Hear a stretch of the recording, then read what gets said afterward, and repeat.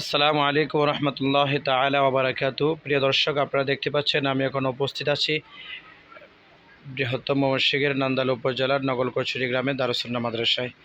আপনারা নিশ্চয়ই জানেন যে আমাদের এই প্রতিষ্ঠান 2019 ইংরেজি সনে প্রতিষ্ঠিত হওয়ার পর থেকে আজ পর্যন্ত আলহামদুলিল্লাহ সুন্দরভাবে ধারাবাহিকভাবে চলছে। বর্তমান আমাদের এখানে 3টি বিভাগ রয়েছে: নুরানি বিভাগ, হেফজ বিভাগ এবং মহিলা শাখা। তিনোটা বিভাগে আলহামদুলিল্লাহ খুব সুন্দরভাবে ঝাঁকজমকপূর্ণভাবে পড়ালেখা হচ্ছে। আমি যেখানে দাঁড়িয়ে আছি, যে ক্লাসটাকে আপনাদেরকে দেখাচ্ছি, সে ক্লাসটা হলো অত্র মাদ্রাসা নুরানি বিভাগের প্রথম শ্রেণীর 1 নম্বর শাখা। ছাত্র বেশি হওয়াতে প্রথম শ্রেণীতে 2টা শাখা, 1 নম্বর শাখা, 2 নম্বর শাখা অথবা ক শাখা, খ শাখা। প্রথম শাখাতে আমাদের ছাত্রছাত্রীর সংখ্যা প্রায় 60-এর উপরে। দ্বিতীয় শাখাতে আমাদের ছাত্রছাত্রীর সংখ্যা 72-এর মতো। এরকমভাবে প্রত্যেকটি শাখায় আমাদের পর্যাপ্ত ছাত্র রয়েছে। আগামী বছর ক্লাস 2 হবে 2 শাখা এবং ক্লাস 1 হবে আবারও 2 শাখা, কারণ নার্সারিতে প্রায় 100-এর উপরে বর্তমানে ছাত্র আছে।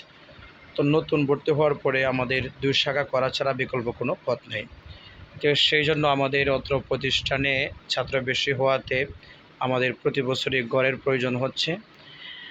আপনাদের দোয়া, আন্তরিকতা, ভালোবাসা, ইনশাআল্লাহ এই প্রতিষ্ঠান আরও সামনে অগ্রসর হবে বলে আমরা প্রত্যাশা রাখি ইনশাআল্লাহ।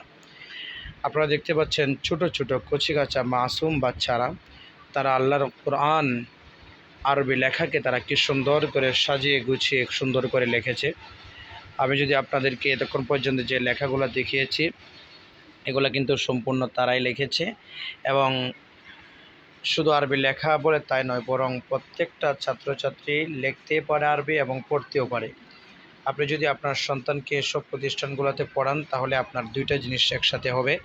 একটা হচ্ছে জেনারেল জ্ঞান, সাথে সাথে হচ্ছে আপনার কোরআন ও হাদিসের জ্ঞান। আমরা স্কুলে বা বিভিন্ন কিন্ডারগার্টেনে যদি আমরা পড়ি, তাহলে কিন্তু আমাদের জেনারেল জ্ঞান হয় বাংলা, অঙ্ক, ইংরেজিতে আমরা যাই পারি, কিন্তু আরবি বিষয়গুলোতে আমরা একদম দুর্বল থাকি। তো এই জন্য আপনি যদি এই প্রতিষ্ঠানগুলোতে পড়ান, তাহলে আপনার জন্য বাংলা, অঙ্ক, ইংরেজিতে 100 হবে। কারণ আমাদের এখানে আমরা দেখেছি 3য় শ্রেণীতে ছাত্রছাত্রীরা পড়ালেখা করার পর তারা স্কুলে যাইয়া তারা আলহামদুলিল্লাহ 6-7-এ ভর্তি হয়েছে। তো এই জন্য আপনারা এই প্রাথমিক পর্যায়ে আপনি আপনার বাচ্চাকে নুরানি মাদ্রাসায় ভর্তি করে 3য় শ্রেণী পর্যন্ত যদি আপনি পড়ান, তাহলে ইনশাআল্লাহ আশা করা যায় যে আপনার বাচ্চা ভবিষ্যতে ভালো একটা কিছু হবে। সাথে সাথে জীবনের শেষ মুহূর্ত পর্যন্ত ইসলামিক জ্ঞানের সাথে সম্পর্ক রাখবে। এটাই আমরা প্রত্যাশা রাখি সকল অভিভাবকদের প্রতি। এবং আপনারা এসব প্রতিষ্ঠানে যদি আপনি পড়ান, মৃত্যুর পরে আপনার জন্য যেন আপনার কচিকাঁচা এই বাচ্চারা যারা একসময় বড় হবে, আপনি পৃথিবীতে থাকবেন না, আপনার জন্য দোয়া করতে পারবে। তো এই জন্য সবার প্রতি আকুল আবেদন যে আপনারা আপনাদের সন্তানগুলোকে প্রাথমিক পর্যায়ে দ্বীনি শিক্ষায় শিক্ষিত করে উভয় জাহানেই যেন সফলতা লাভ করতে পারে, সেই চেষ্টা ইনশাআল্লাহ করবেন। আমরা এই প্রত্যাশা আপনাদের প্রতি আমরা রাখি।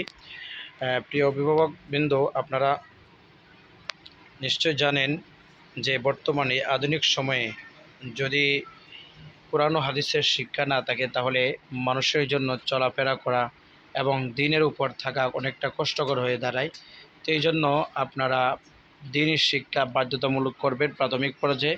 পরবর্তীতে আপনার ইচ্ছা, যদি আপনি মাদ্রাসায় পড়াতে চান পড়াইতে পারবেন, স্কুলে পড়াইতে চাইলে স্কুলে পড়াতে পারবেন ইনশাআল্লাহ।